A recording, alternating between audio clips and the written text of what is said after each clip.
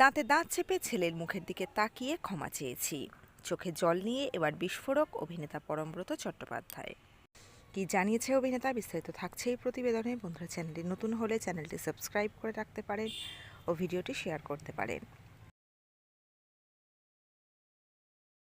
25 সালে ফেডারেশনের সঙ্গে মতবিরোধের কারণে একাধিকবার চর্চার শিরোনামে থেকেছেন পরমব্রত চট্টোপাধ্যায়।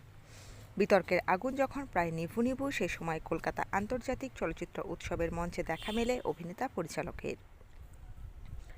সে সময়ে এক ভিডিও বার্তায় ক্ষমা চেয়ে তিনি জানিয়েছিলেন, ফেডারেশনের বিরুদ্ধে আইনি পথে হাঁটা হঠকারী সিদ্ধান্ত ছিল।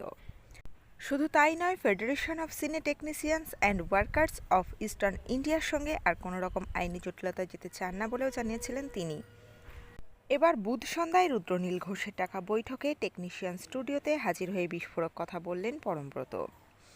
বিশ্বাস ব্রাদার্সের জমানায় কোন চাপে পড়ে ক্ষমা চেয়েছিলেন, সে কথা ভাগ করতে গিয়েই কার্যত বোমা ফাটালেন। পরমব্রত চট্টোপাধ্যায়ের মন্তব্য, সেদিন আমার সদ্যজাত সন্তানের মুখের দিকে তাকিয়ে দাঁতে দাঁত চেপে ক্ষমা চেয়েছিলাম, আর কোনো উপায় ছিল না। তাই আমি কারো বিরুদ্ধে ব্যক্তিগত বিষোদ্গারের জন্য এখানে আসিনি। আমি কারো বিরুদ্ধে ব্যক্তিগত রাগও পেশ করতে চাই না, কিন্তু আপনাদের যেহেতু বাড়ির লোক ভাবি, সেই জন্য ব্যক্তিগত অপমানের কথাটা ভাগ করে নিলাম। ভবিষ্যতে যেন এরকম পরিস্থিতি তৈরি না হয়। কথাগুলো বলার সময়ে অভিনেতা পরিচালকের চোখের কোণে অশ্রু চিকচিক করে ওঠে। এরপরই বন্ধু রুদ্রনীল ঘোষের উদ্দেশ্যে পরিচালক অভিনেতার মন্তব্য, আমি যে অধিকারে এখানে বসে কথা বলছি তার প্রাথমিক কারণ রুদ্র আর আমার 25 বছরের বন্ধুত্ব। রুদ্র এবং আমার বন্ধুত্বের মধ্যে যতটা বেশি বন্ধুত্ব, তার থেকেও বেশি মতপার্থক্য রয়েছে। সেই মতপার্থক্য কখনো ব্যক্তিগত, কখনো রাজনৈতিকও, কিন্তু আমরা এই বন্ধুত্বের মধ্যে কখনো রাজনীতি আসতে দিইনি।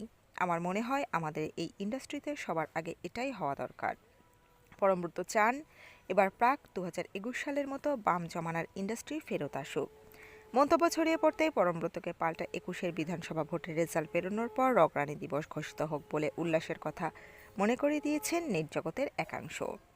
বুধবার বিকেলে টেকনিশিয়ান স্টুডিওতে বৈঠক ডেকেছিলেন শিবপুরের বিধায়ক তথা অভিনেতা রুদ্রনীল ঘোষ। নবনির্বাচিত তারকা বিধায়কের ডাকে এদিন বৈঠকে হাজির হয়েছিলেন পরমব্রত চট্টোপাধ্যায়, সৃজিত মুখোপাধ্যায়, ইন্দ্রদীপ দাশগুপ্ত, অশোক ধানুকা, সৌরভ দাস, জয়দীপ মুখোপাধ্যায়, সৃজিত রায় সহ আরও অনেকে। মূলত টলিউডের অন্দরের বিভিন্ন সমস্যা নিয়ে এদিন খোলাখুলি আলোচনা হয়। বৈঠকে বিভিন্ন টেকনিশিয়ান গিল্ডের সদস্যরাও উপস্থিত ছিলেন। টেকনিশিয়ানদের মনে এতদিনের যে ক্ষোভ পঞ্জীভূত ছিল, রুদ্রনীলকে সামনে পেয়ে স্বরূপ বিশ্বাসের বিরুদ্ধে সেসব ক্ষোভই উগড়ে দেন অনেকে। বিভিন্ন টেকনিশিয়ান উপস্থিত হয়ে তাদের উপর হওয়া অত্যাচারের বর্ণনা শোনান রুদ্রনীলকে। কাউকে খুনের হুমকি দেওয়া হয়েছিল, কারো অন্তঃসত্ত্বা স্ত্রীর উপর অত্যাচার করা হয়েছিল বলেও অভিযোগ করেন অনেকে। তো বন্ধুরা, আপনারা আপনাদের মতামত অবশ্যই রাখবেন কমেন্ট বক্সে। এই আপডেট ছিল এতটুকুই।